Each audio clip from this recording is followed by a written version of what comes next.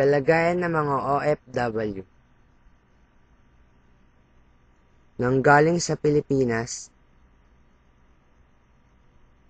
nilibot ng Asya,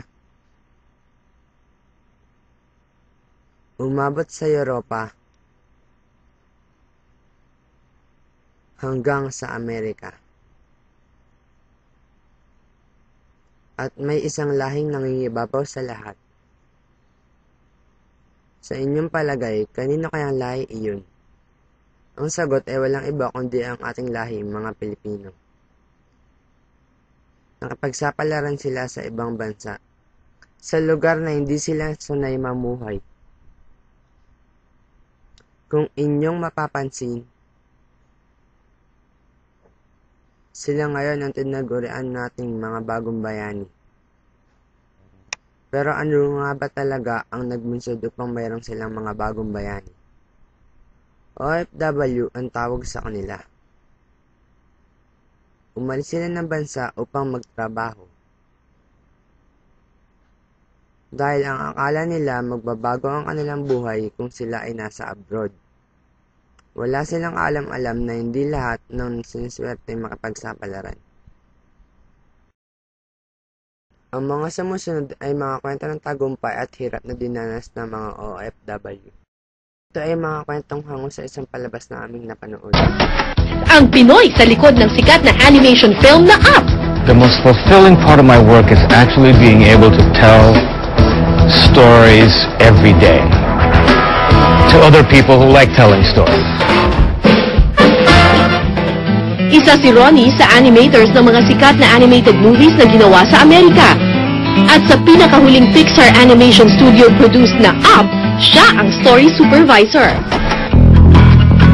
Graduate ng Fine Arts si Ronnie sa University of Santo Tomas Advertising Agency.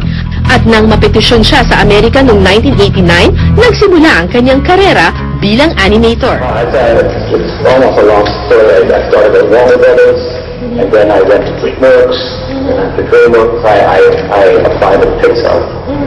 And it's a good thing, they said yes. Pixar is one of the few studios in the Bay Area, which is no fun. Good afternoon. Sa latest animation film na Up, kinuwento ni Ronnie na para mas maging makatotohanan ng emosyon ng mga karakter, naging inspirasyon niya ang kanyang amang pumanaw ng Storyboarding that was about the time when my father was actually ill. He wasn't doing very good. And during the production, my father passed away. And all throughout this production, I tended to draw my father's face in the storyboards. And so all those times that you'll be looking at Carl Fredrickson, no words, he's just his emotions speaking to you, telling you how he's feeling, I was actually thinking of my father's face. So, you want to assist an old person? Yep. Hey, that snail was about to charge. I wonder where we're supposed to go. Sa loob ng halos 20 taon na pagtatrabaho niya sa mga studio, hindi pa rin nalilimot ni Ronnie ang kanyang pagiging Pilipino. Sa katunayan, malaking bahagi ay may tatak Pinoy.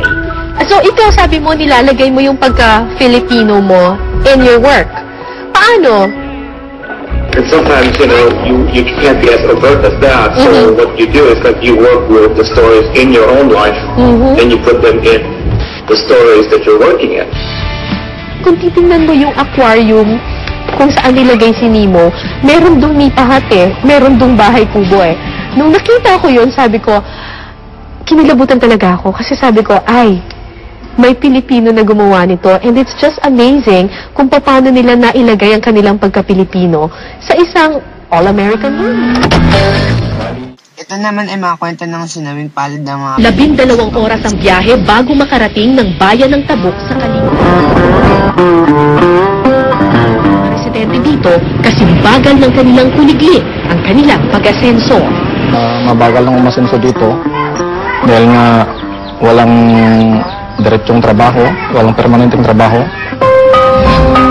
Kaya nang magsagawa ang Mayon View International Manpower Services ng job fair sa kanilang probinsya, maraming residente ang nag-apply ng trabaho sa abroad. Na magandang trabaho ang datnan nila roon. Oo, bangungot talaga. Ang bangungot. Hindi ko nga expect na ganun yung kahihinat na namin doon. Ilang ganda ng pangako nila sa agency nung mag-apply kami. ganun din naman palang mangyayari sa amin.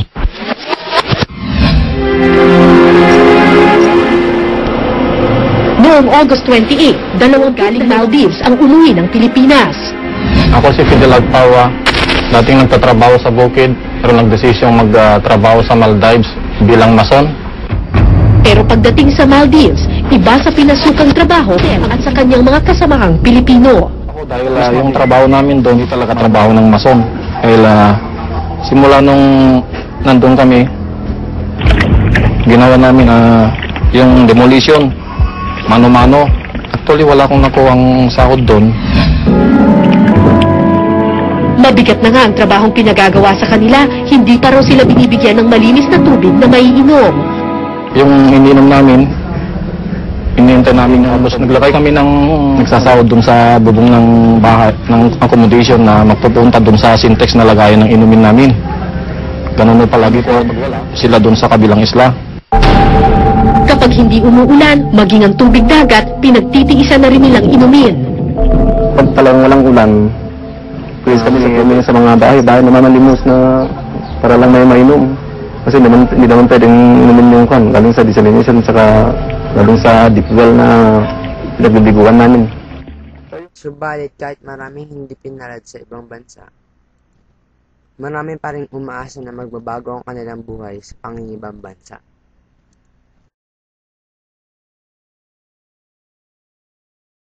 At sa kanilang pag-alis, bumababa na ang kalidad ng serbisyo sa bansa. Mga dahilan ng pangingibang bansa ng mga Pilipino: kahirapan, kawalan ng trabaho, kawalan ng suporta ng pamahalaan. Saan ka man naroroon ngayon, Saudi, Japan o Hong Kong, babalik ka rin, babalik ka rin, babalik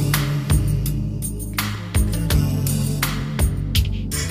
Ang malayo ang narating, Singapore, Australia,